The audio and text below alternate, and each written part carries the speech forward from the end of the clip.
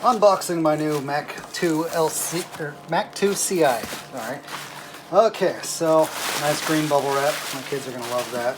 Came really well packed, and I've already unboxed this once and had a look at it because I had it shipped to work, so it didn't get stolen off my front porch. I could just imagine some tweaker stealing it off my front porch and going, "What did I just steal?"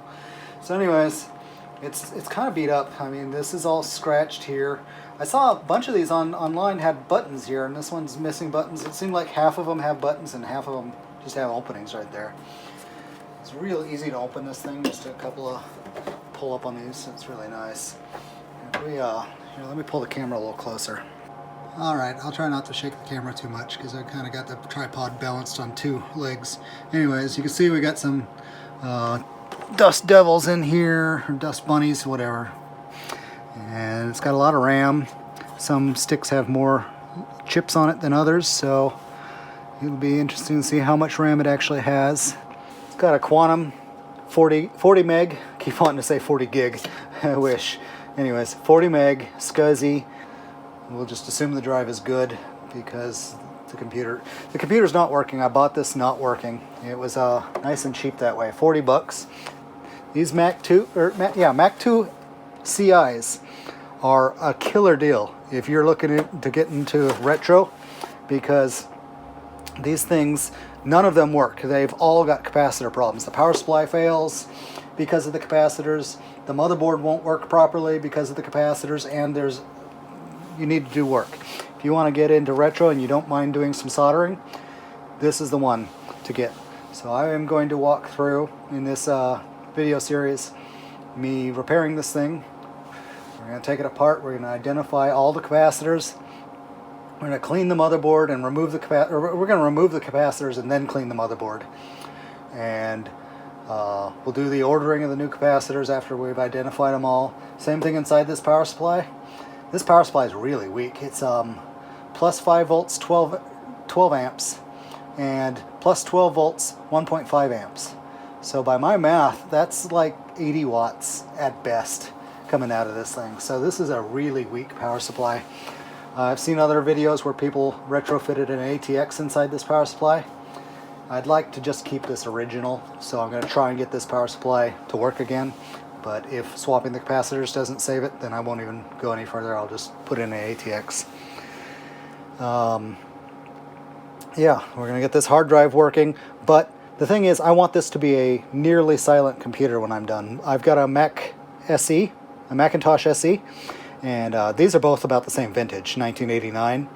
The SE's got this just a 68,000 processor. This has got the 68020, if I'm not mistaken. So this will be way faster. This will run System 7, and it's color. So I'm gonna, after I get this drive repaired, I'm gonna back it up on my other Mac. I'll just plug it in externally with the SCSI enclosure, and I will get a compact flash or SD to SCSI adapter and just run that.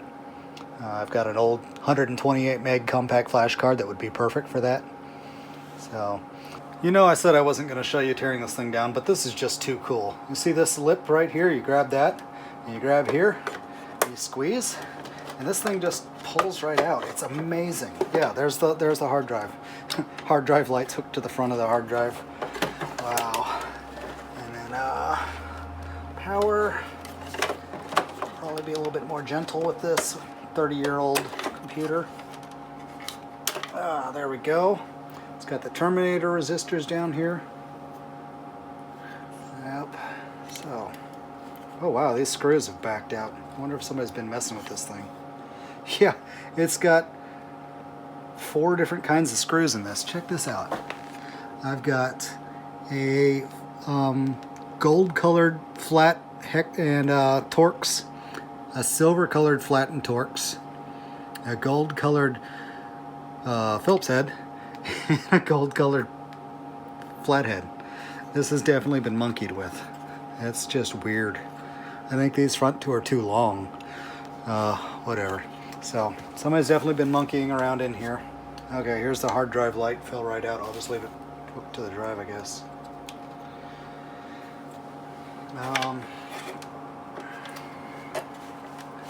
Power supply is probably going to come out next. The back of this is kind of, looks like stuff's been spilled on it. That's interesting. Looks like the motherboard may have been out. They've got one of the metal shielding tabs is bent down in front of the speaker hole. So somebody's already had this motherboard out of here. Oh, this is not looking good, guys. At least I got it cheap, and I'm sure I can fix it still. Now, okay, so the power supply looks like it just wants to wiggle out of here. I'll have to check the forums. This is an Aztec or Acetec brand power supply. There's two brands of power supplies they used in these, and one of them is hopeless to repair and the other one's pretty decent, they said. So I don't remember if the Acetec was the bad one or the good one. It's definitely going to get a much better fan installed if I save it. Alright, there we go. So there's a little tab back here that you got to press. It's locked into the fins on the side of this power supply, or the front of this power supply. Once I reach down and press that, it released. It's still a little hairy to get it out of here, but I can tell it's not hung up anymore. There we go. Cool. I didn't hurt that tab at all. Reefing on it. Oh, okay, it hooks into this. There's a little tab right there. So, hopefully you can see that. Yep. 80mm fan. No brand on it. At least not on the back where it would normally be. And they don't put any grill here because it's built into the plastic case. So the entire power supply comes out through this single connector on the bottom. That's interesting. I guess it works. And so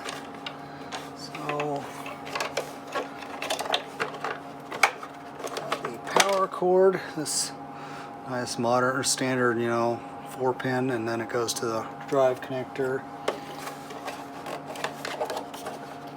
SCSI cable. And next up, we're gonna get this out. There's a tab. Oh, hey, you pull this tab and it slides back. This will be the floppy drive. Floppy cable right there. And I guess it gets power through the cable. Well, that's a lot more compact than PCs used. Power and everything through that. Here's the direct drive motor. You don't have to worry about belts on this thing. That's nice. You know, you probably can't see it on camera. Let's see if I get the light just right. You see that? Yeah, it's on my finger. Yeah, there you go. See all that dust inside there? Oh boy. I'm gonna have to go through this thing and seriously deep clean it. So that's the floppy drive. And I'm sure this is put, no, it's not. I was gonna say, I think it's toolless. And I'm still, oh yeah. You lift this tab right here. And the drive will slide right out of that. Man, this is where Dell got all their ideas. Okay, yeah. It's a Sony drive, obviously, if you see the label there.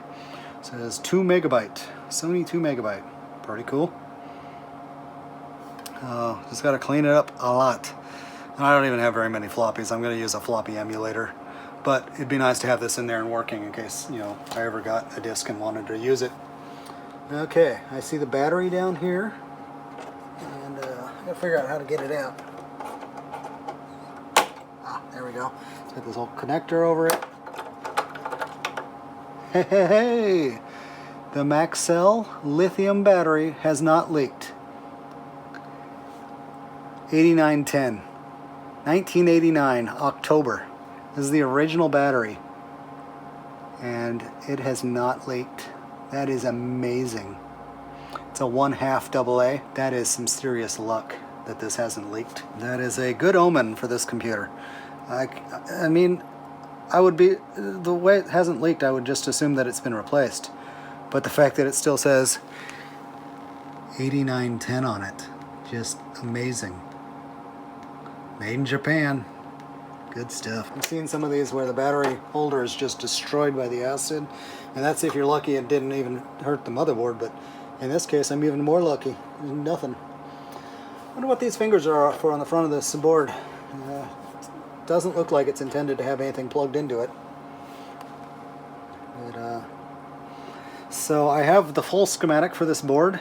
Let's take a moment to go over these schematics. This is the schematic sheets for the Macintosh IIci. You can tell they're all hand-drawn. It's funny that they were kind of designing the computer that you would design these on in the future. I don't know that they ever made any EDA tools for the Mac, but I'm sure they did at some point. I just don't know of any that have survived in the public domain or, abandonware repositories.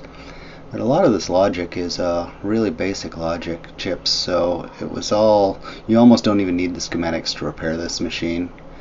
But yeah, it's pretty neat to see. These schematics were made in 92, even though this computer was designed in 89. So Bowmark Services in Casper, Wyoming, I think that might be why these are all hand drawn, is because somebody actually went through and reverse engineered the boards to create a repair manual. Yeah, down here, Macintosh IIci logic board, and it was in January of 92. It explains how all the chips are. See, these are just 74 series logic, 74F245 in between all the RAM chips. Probably some kind of multiplexer, so it could use more RAM chips. I don't know, I haven't looked up that particular chip. Here's a bus transceiver, it's saying, for all the new bus ports. It's a little bit of typing and a little bit of handwriting, and everything's like hand drawn, but really nicely. This is high quality work. But I will link these schematics from the video description. I'll toss them up on my personal web server, and if anybody wants to download them, you're welcome to. Just wanted to show you those. We'll get back to my teardown video now. See these capacitors right here, these canister ones? In fact, this one looks a little bloated. Look, the top of it's a little swollen. But anyways, yeah, all of these have to come off and get replaced. And I'll go ahead and do these big cans too. That's an Ichicon. These are the ones that are, these little canisters are the ones that are known to leak, which is funny because, modern motherboards have switched to these, claiming that, oh, these last forever, they're made in Japan. I'm sure that these were made in Japan, but they don't last 35 years. Or even 30 years. Oh, it's a 68030. 68030. Very nice. So this will be a screaming machine. Cool. Not the greatest lighting. Apple Computer, 1989. Very nice. I'm going to go through this motherboard and write down the values of all these capacitors that I've got to remove. And I'll show you the process that Mr. Carlson's lab suggested for removing these. It involves pliers and it seems absolutely brutal, but that guy knows his stuff, and it seems to work. I guess the capacitors are weaker than the circuit boards, than the traces on the circuit board, and it seems to work really well. So we'll just do that. It doesn't look like I've got a whole lot of cleanup to do on this motherboard, just maybe around the audio chips. Oh yeah, any of those capacitors, like let's see, U13, look at that, UE13, whatever that is. 74HC 132. That'd be easy enough to replace. Those are common 74 series logic. And the other one's a 132 and a 74. Boy, these were really simple back in the day. Yeah, there's not very many of those capacitors. I got 1, 2, 3, 4, 5, 6, 7, 8, 9, 10. There's only 10 of them on this whole motherboard. That's pretty awesome. So that'll be easy enough to do. I'm going to try and get the same capacitors, same looking capacitors. I want this board to kind of look bone stock still. I don't want it to look like it's got some hot rodder in there resto modding it. I just kind of want it to look bone stock still. So that'll be next step. Just in case you think I forgot, here's the Easter eggs inside the case that are under the motherboard. The product design team signatures inside the case, cast into the plastic. You can almost read most of these names. I think this one, something Melton, can't read that one. Pat Jackson, Gavin Gavin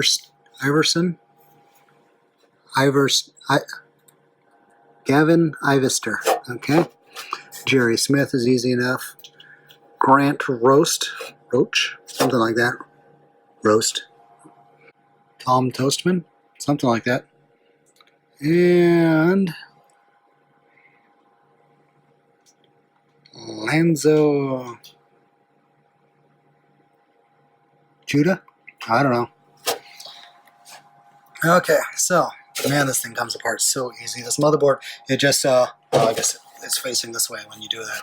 But you just, after you've got all the stuff out of here, there's a speaker up front. You unclip that the same way as everything else. And then the motherboard just slides back and then up and out. It's rather amazing. So now I've got the board out. I have to stand up since my camera won't zoom out. And we will get the RAM out of it and go from there. Alright guys, this seems like a good place to end the video this week.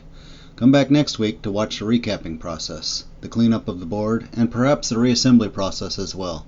Once again, I'd like to promote the Macintosh IIci as an excellent machine for the budget retro computer enthusiast to get into. They're so cheap on eBay right now, and if you've got some soldering experience, they're definitely repairable. Please like and subscribe, and share this video with any retro communities you might be a part of. I'll see you next Monday.